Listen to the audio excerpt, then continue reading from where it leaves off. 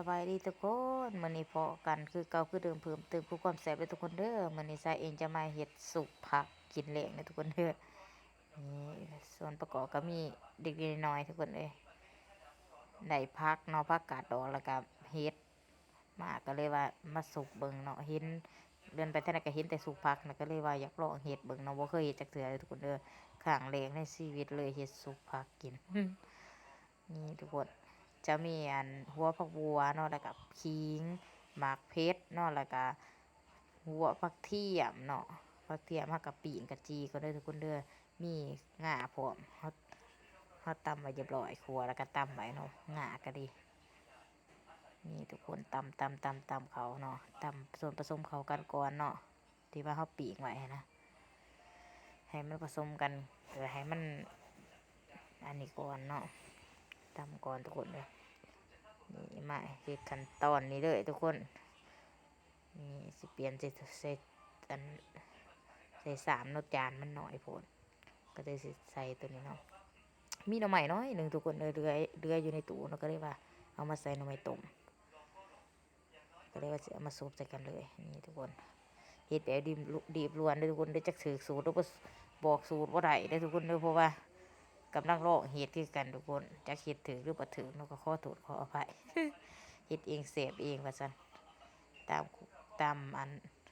ตามความคิดว่าจะบอกสูตรบ่ได้นี่ใส่ผงนัวลงไปทุกคนใส่ปลาแดกเลยทุกคนบัดนี้นี่ใส่ได้เสียบได้ใส่หน่อยเสียบหน่อยทุกคนเลยเฮ็ดแบบง่ายๆนะดิบล้วนเลยคำแล้วก็คืออยากเนาะคำพอแห้งแล้วก็คืออยากมี2เมนูมื้อนี้ทุกคนเลยมีทอดปลาทูแน่แล้วก็เลยว่าคืออยากกินซุปผักนำอีกก็เลยไปเอาได้เฮ็ดมากับผักกาดดอกเนาะนี่ทุกคนบดคักก็เอามือเนาะเอาถุงยางใส่เนาะแล้วก็ขยำเข้ากันทุกคนให้มันส่วนผสมเข้ากันแหละกันให้มันเข้ากันนี่ทุกคน มันก็สิเฮียพร้อมอีก เฮ็ดตั้งป่าทุกคนผู้อยากกินข้าวกระทาเนาะถ้าอยากกินข้าวอยู่นี่สิมึงทุกคนโอ้ยทีนี้บ่พอปานใดทุกคนปลาแดกก็ดีเอาใส่อีกมันบ่อยากหัวปานใดนี่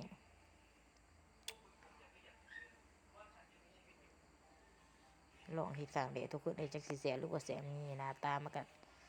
พอเบิ่งอยู่ตบท้ายด้วยง่าเลยทุกคนเด้อง่าที่เฮาขัวแล้วก็ตำเนาะนี่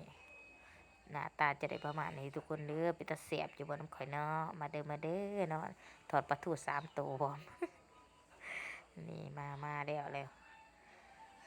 มากินน้ำกันเลยทุกคนเด้อสุปผักเนาะอาหารบ้านๆเนาะแบบลาวๆค่ะทุกคน ทอดปลาทูพร้อมเนาะกินข้าวพร้อมหน้าพร้อมตาครอบครัวค่อยเนาะเอ้ยนี่ซิมเบิ่งว่าซั่นมันสิแซ่บอยู่บ่มันสิแซ่บคือเขารีวิวอยู่บ่วะ ลองซิมเบิ่งทุกคนนี่ปลาทูค่ะตัวบักใหญ่เนาะนี่สุปเหลือคิดแต่เฮ็ด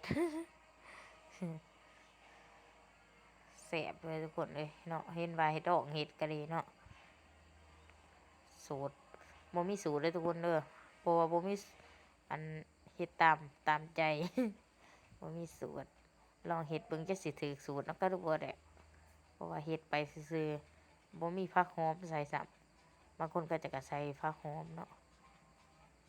ผักหอมโรยหน้านะ